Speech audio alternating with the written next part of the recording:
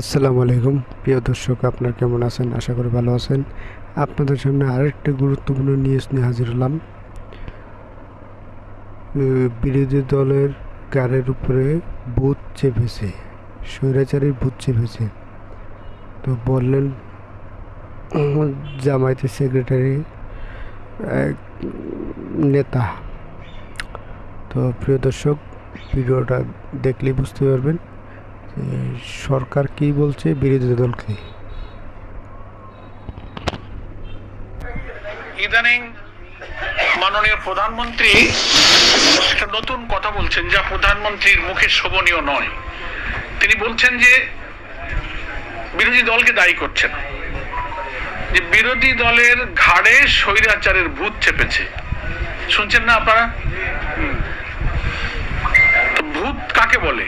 গ্রামে গঞ্জে আমরা ছোটবেলা থেকে ভূত একটা ভৌতিক শব্দ আমরা বুঝি, যে ভূতে ধরা মানে যে লোকটা ইমব্যালেন্সড হয়ে যায়, যে লোকটা হিতাহিত জ্ঞান হারিয়ে ফেলে, ভালো মন্দ কোনটা তা বোঝে না, ঠিক বেঠিক বিচারবোধ হারিয়ে ফেলে, যেখানে যা না তাই বলে তোরে ভূতে ধরেছে। অবশ্য উনি নিজের কথার ব্যাখ্যা দিয়েছেন যে বিরোধী দলকে কেন ভূতে ধরেছে, তার ব্যাখ্যা দিতে গিয়ে বগুড়ার জনসভায় গিয়ে উনি বললেন যে আমরা যে জুলাই সনদ স্বাক্ষর করেছি আমরা অক্ষরে অক্ষরে বাস্তবায়ন করব, কিন্তু বিরোধী দল এ ব্যাপারে জনগণকে ভুল বোঝাচ্ছে এবং বিভ্রান্ত করছে। আমি ওনার কথা পরীক্ষা নিরীক্ষা করে দেখলাম, আর জুলাই সনদে রাজনৈতিক দলগুলোর যে অঙ্গীকার এবং পর্যায়ক্রমে জুলাই সনদের 17ই অক্টোবর আমরা স্বাক্ষর করলাম, তারপরে নভেম্বর মাসের 13 তারিখে প্রেসিডেন্সিয়াল অর্ডার হলো, তারপরে 12 তারিখে ভোট হলো। সব ধারাবাহিক কার্যক্রমে বিএনপি দেশের একটা বড় দল হিসেবে সব কার্যক্রমে কিন্তু শরিক ছিল। এখানে আমাদের নেতৃবৃন্দ বলেছেন ঐকমত্য কমিশন যে গঠন হলো, এটা তো আমরা সবাই জানি। 12ই ফেব্রুয়ারি 2025 ঐকমত্য কমিশন গঠন হলো এবং 15ই ফেব্রুয়ারি ঐকমত্য কমিশনের কাজ শুরু হলো। 166টি সুপারিশ সকল রাজনৈতিক দলের কাছে পাঠানো হয়েছিল যে আপনার এই ব্যাপারে মত দেন, আমরা একমত হতে চাই। বাংলাদেশের কিছুটা constitutional reform, political reform, administrative রিফর্মের ব্যাপারে ওনারা দিলেন। 6টা কমিশনের ব্যাপারে সব পলিটিক্যাল পার্টি তাদের মতামত সরকারের কাছে দিল। সেটাকে মিলানোর জন্য 33টি রাজনৈতিক দল প্রায় 9 মাস 72টি বৈঠক করেছেন এবং সব বৈঠকে বিএনপি কিন্তু ছিল। সেখানে আলোচনা করে 84টি সংস্কারের ব্যাপারে সবাই আমরা একমত হলাম। তার মধ্যে 47টি ছিল সাংবিধানিক সংস্কার। তারপরেই না 17ই অক্টোবরের দক্ষিণ প্লাজায় সংসদে একটা বিরাট সমাবেশের মাধ্যমে সেই সময়কার অন্তর্বর্তীকালীন সরকার প্রধানের উপস্থিতিতে আমরা সবাই ঐকমত্য কমিশনে যারা ছিলাম আমরা এই সংস্কারে স্বাক্ষর করি।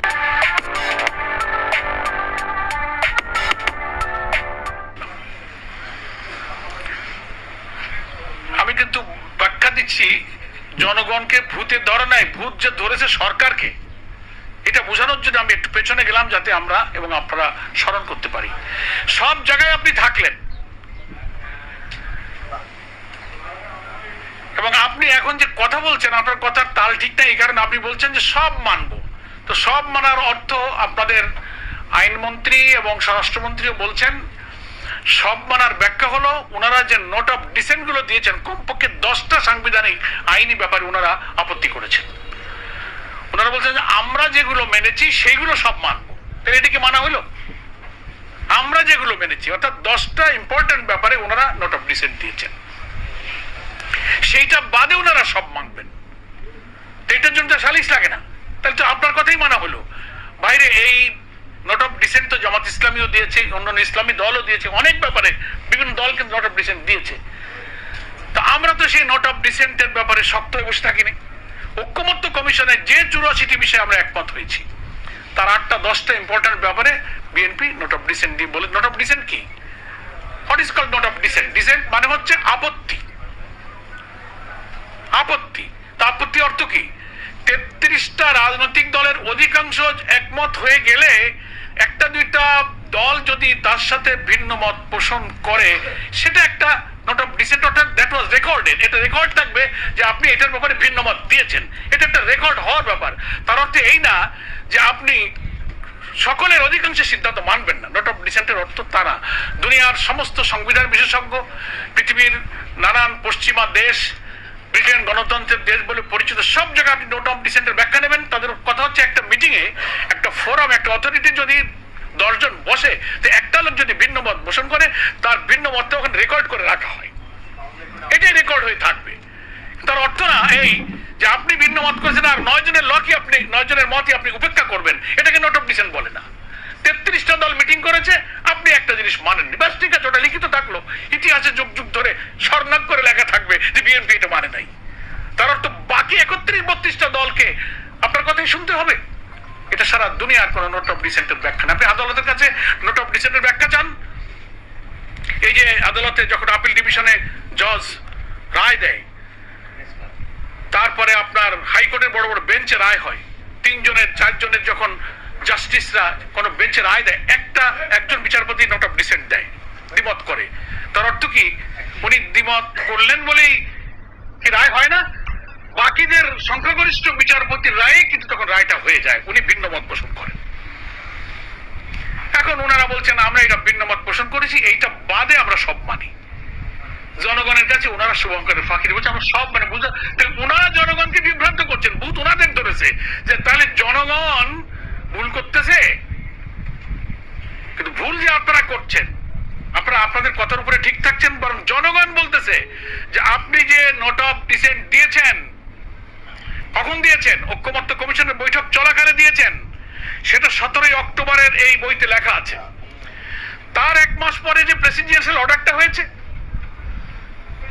সংবিধান সংস্কার আদেশ নিয়ে একটা রাষ্ট্রপতির আদেশ হয়েছে, সে আদেশটা কবে হয়েছিল? 13ই নভেম্বর, তার গেজেট আছে। সেইখানে বলা আছে একই দিনে গণভোট হবে, জাতীয় ভোট হবে।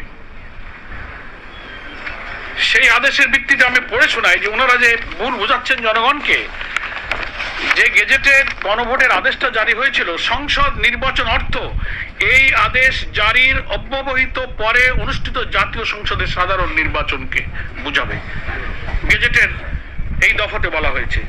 আর গণভোট অর্থ এই আদেশ জারির অব্যবহিত পর অনুষ্ঠিত জাতীয় সংসদ নির্বাচনের দিন এই আদেশ অনুসারে গণভোট অনুষ্ঠিত হবে। আমরা ওই দিন বিএনপির এই ফাঁকিটা বুঝেছিলাম, যেটা আজকে নেতৃবৃন্দ বললেন যে গণভোটটা আগে হতে হবে। আগে হলে এই প্যাচটা কিন্তু লাগলো না, আগে হলে তখন এই সংবিধান সংস্কারের আদেশের জন্য গণভোটের রায় যখন হায় জয়যুক্ত হলো, তখন রাষ্ট্রপতিকে এই যদি ভিডিওটা ভালো লাগে লাইক শেয়ার কমেন্ট করে জানাবেন, আর এরকম নতুন কোনো ভিডিও পেতে চ্যানেলটা সাবস্ক্রাইব করবেন। সবাই ভালো থাকবেন, আল্লাহ হাফেজ।